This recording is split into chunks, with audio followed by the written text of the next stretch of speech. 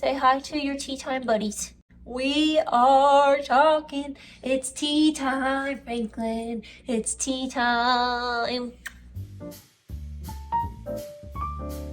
Hello, friends. Welcome to Franklin. Hi, buddy. Come here.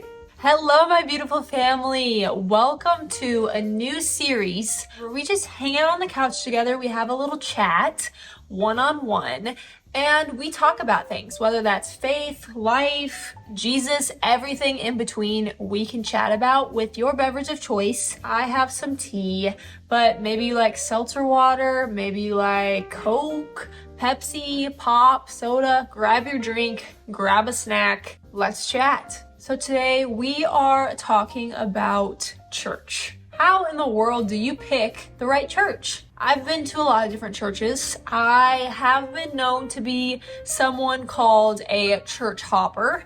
I love experiencing a bunch of different churches, pastors, all the things. So I've been on the side of kind of church hopping and not really finding a church home. And I've also been on the side of loving a church, serving at a church, all of the things. So maybe you're trying to figure out what church you can start to connect with, what should be your home church, the church you go to every Sunday.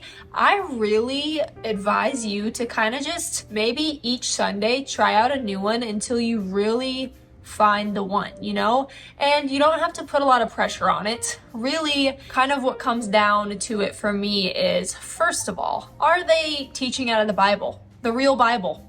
If they never mention a verse, or if they just throw a little verse in there and they never show it on the screen, they never cross-reference anything in the Bible, then that can maybe be a red flag for you, because we're learning from the Bible, right? A huge one for me is connecting with the pastor, liking his teaching style. You're about to show up to that church every Sunday, and if you don't like the way he teaches or she teaches, then it's gonna be harder for you to kind of really be there, enjoy it, soak it in. And yes, I know somebody in the comments is gonna say, church isn't about you. It doesn't matter if you like the pastor's teaching, da-da-da-da. It matters, let me just tell you. Because I've been to some churches to where the pastors I just didn't connect with, and you're just sitting there and you're kind of just either you're I already knew this, or maybe they're not a great storyteller, or maybe just like teachers in school. We all have ways that we learn. Some of us connect really well with people who are very straightforward, honest, raw, real. Some of us really connect with storytellers, people who really throw in a lot of comedy. We all have our own tastes and our own variety that we enjoy. And so if you're gonna go to church and listen to this pastor talk about Jesus, then it helps if you enjoy his teaching style, or her. Okay, a huge one for me is if they push service as something that you cannot be a member of this church unless you serve in this church. If you feel like you are forced to have a service role or volunteer in some form or fashion, I personally don't love that, because yes, are we called to serve and be connected in a church? Yes. But that's the point. You're called to it. Just like overseas ministry. Not all of us are called to go overseas and help out in these different places. We are all called to different locations, and maybe some of you, God is calling you to just help at your local school or your local community. Maybe some of you, you're supposed to help in Florida. Some of you, I don't know, Antarctica. We all have different callings. And so if you feel forced into volunteering and it's you can't go here if you're not volunteering in the kids group, that's a red flag for me. If you want to volunteer with them, great, but it should never be a forced thing. For example, when I started to serve in the children's ministry at my church, I felt really, first, I'm gonna say called again. How many times did I say it? I felt called to do it. I prayed about it. No one was forcing me to do it. And I prayed to God and I was like, okay, God, I really want to get involved in this church. How do you want me to do that? And literally the next Sunday, an email went out, a bulletin, an announcement, whatever, came up that they needed more high school leaders for their high school ministry. And I was like, I hear you, God. So don't be afraid and worried like, oh my gosh, I'm going to this church and I just don't really feel like I fit in with the volunteering thing. I don't know if I pray about it. Yes. A huge one for me, and this is just kind of picky, do they apply the Bible and the teachings to, like, do they give you practical life applications and how you can go out and apply them?